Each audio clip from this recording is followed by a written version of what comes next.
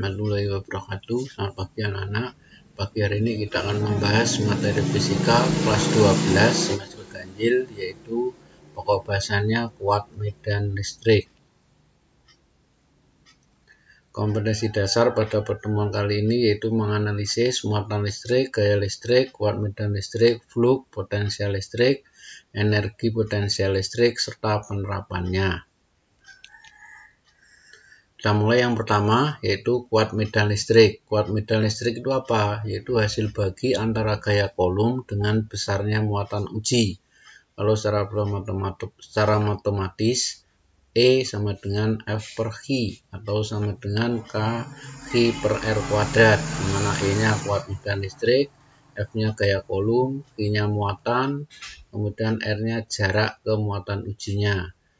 Kemudian yang perlu diingat pada kuat medan listrik yaitu pada saat perhitungan tanda muatannya tidak perlu dimasukkan. Yang kedua, untuk menentukan arah kuat medan listriknya, patokannya yaitu menjauhi muatan positif dan mendekati muatan negatif. Kita lihat contoh soalnya.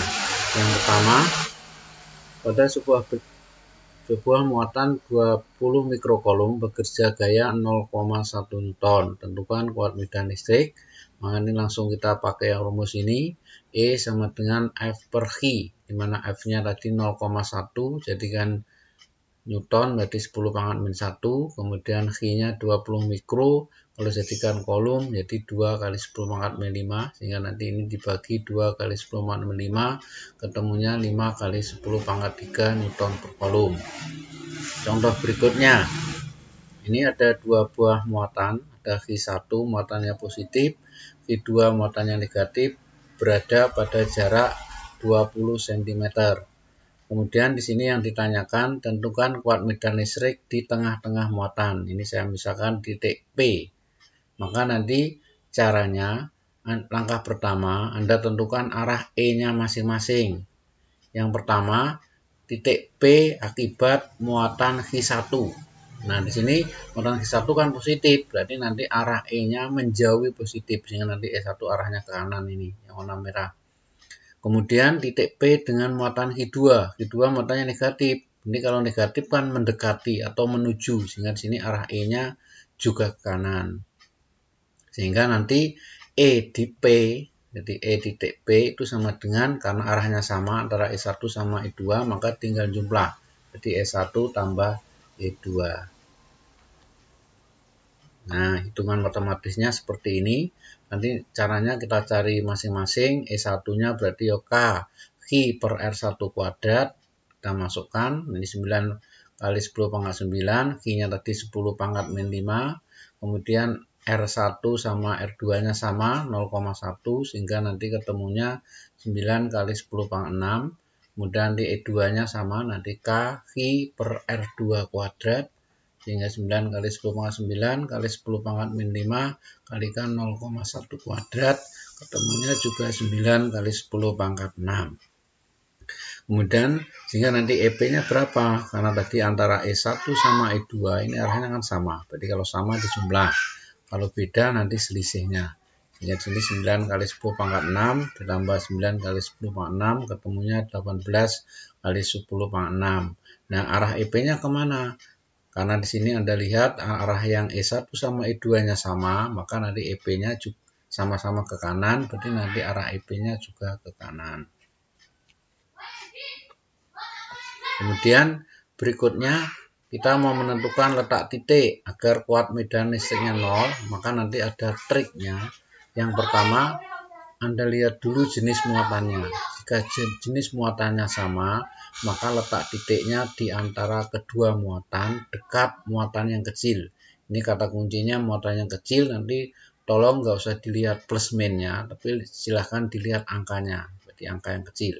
Kemudian yang kedua, jika muatannya tak sejenis, maka letak titiknya di luar kedua muatan, dekat muatan yang kecil, ini di luarnya. Nanti kita lihat lebih jelasnya, kita lihat contohnya. Nah, ini contohnya yang pertama yang muatan sejenis. Anda lihat di sini Q1 plus 4 mikrokolom, Q2-nya juga plus, berarti sejenis. Kemudian di sini antara muatan Q1 sama Q2 dipisahkan dengan jarak 30 cm. Nah, di sini Anda suruh menentukan letak titik agar kuat medan listriknya 0 sesuai trik yang di atas. Jika muatannya sama-sama positif atau sama-sama negatif, posisinya di antara keduanya. Maka sini kita misalkan di titik C. Ini. Kemudian nanti ini triknya. Jadi triknya nanti bisa kita lihat caranya. Yang ini. Jadi nanti R1-nya menjadi akar Q1 dibagi akar Q1 ditambah akar Q2.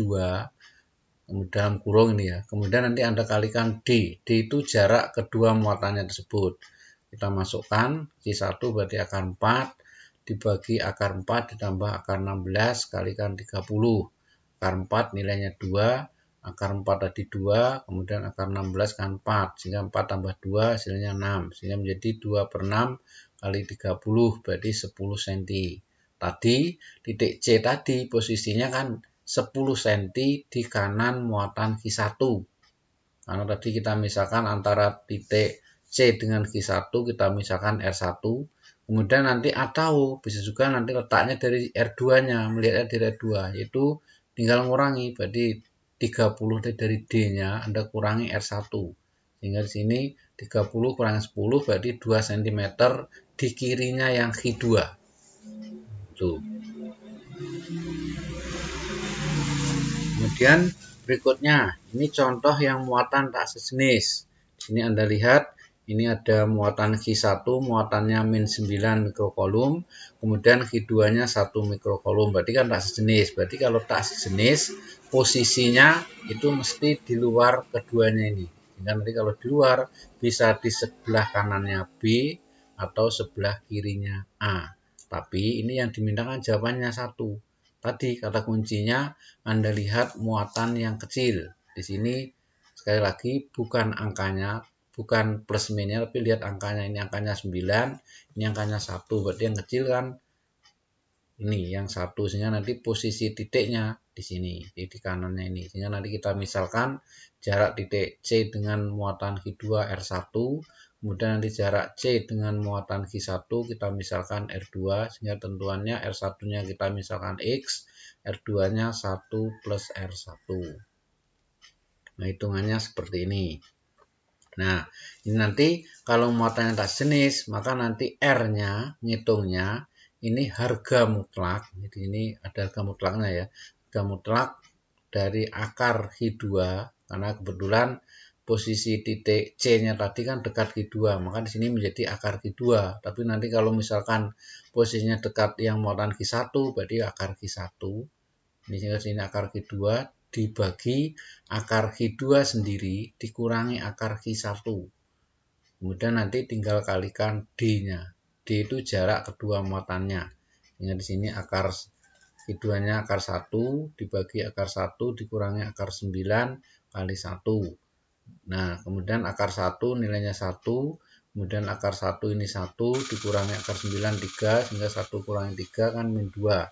Nah, ini kan ada tanda negatifnya, maka di sini nanti yang kita ambil nilai positifnya atau harga mutlaknya, sehingga ketemunya menjadi setengah, Anda kalikan 1, sehingga jawabannya setengah, posisinya di kanannya Q2, atau nanti Anda bisa ngambil dari R2-nya, tadi R2-nya 1 ditambah R1, sehingga 1 tambah setengah, ketemunya 1,5 atau 3/2 cm di kanan Q1.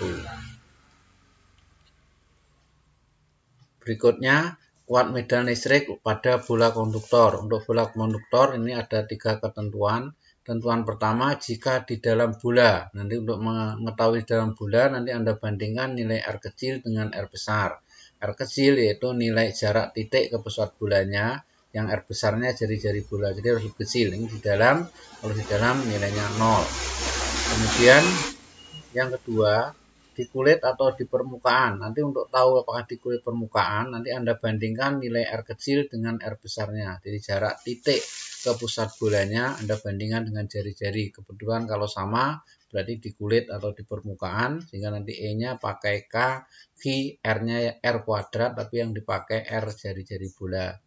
Kemudian yang ketiga, jika di luar bola, nanti Anda cek dari nilai R kecilnya, Anda bandingkan dengan jari-jari.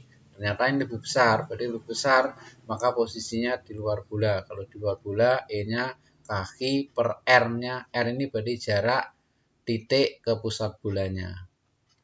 Untuk lebih jelasnya kita lihat contohnya. Nah, contohnya ini. Ini ada bola konduktor bermuatan 2 mikrokolum dan diameter 4 cm. Kemudian titiknya 1 cm, 2 cm, 3 cm dari pusat bola. Tentukan kuat medan listrik. Sehingga nanti penyelesaiannya Q-nya tadi masih mikro, jadikan kolom ini. Kemudian ini diameternya 4 cm, berarti jari-jarinya 4 bagi 2, berarti 2 cm. Jadikan meter 2 kali 10 pangkat min 2. Kemudian RA-nya 1 cm, RB-nya 2 cm, RC-nya 3 cm. Kita hitung EA, EB, dan EC. Yang pertama untuk mencari EA. Untuk mencari RA, Anda bandingkan antara RA dengan R, jari-jari. Nah, ternyata di sini nilainya kan RA-nya kan 1 cm, jari-jarinya kan 2 cm, berarti kan lebih kecil. Sehingga nanti ini di dalam bola. Kalau dalam bola, E-nya langsung 0. Kemudian yang kedua, RB-nya ternyata sama dengan R, atau jarak titik B ke pusat bola sama dengan jari-jari. Berarti kalau sama, berarti posisinya di kulit bola. Jadi kalau di kulit bola yang E-nya menjadi kaki per R-nya yang dipakai R kuadratnya pakai yang jari-jari. Sehingga ketemunya ini 9 kali 10 pangkat 9 kali 2 kali 10 pangkat min 6 dibagi 4 kali 10 pangkat min 4, ketemunya 4,5 kali 10 pangkat 7 Newton per kolom. Kemudian yang titik C nanti Anda bandingkan dengan jari-jari. Di sini titik C-nya 3 cm, jari-jarinya 2, berarti nanti RC-nya lebih besar dari R besar, maka posisinya di luar bola. Berarti kalau di luar bola, EC-nya pakai kaki per RC kuadrat, jadi pakai jarak titik ke pusat bolanya. Sehingga di sini 9 kali 10 pangkat 9 kali 2 kali 10 pangkat min 6 kalikan tadi RC-nya 3 cm, sehingga kalau dikuadratkan 9 kali 10 pangkat min 4, sehingga sama dengan 2 kali 10 pangkat 7. Nah, nanti biar Anda paham, Anda coba soal latihan nomor 1, nomor 2, dan nomor 3. Mungkin pertemuan kali ini cukup sekian. Semoga tetap belajar dan berdoa. Semoga kesuksesan selalu menyertai Anda. Saya akhiri. Wassalamualaikum warahmatullahi wabarakatuh.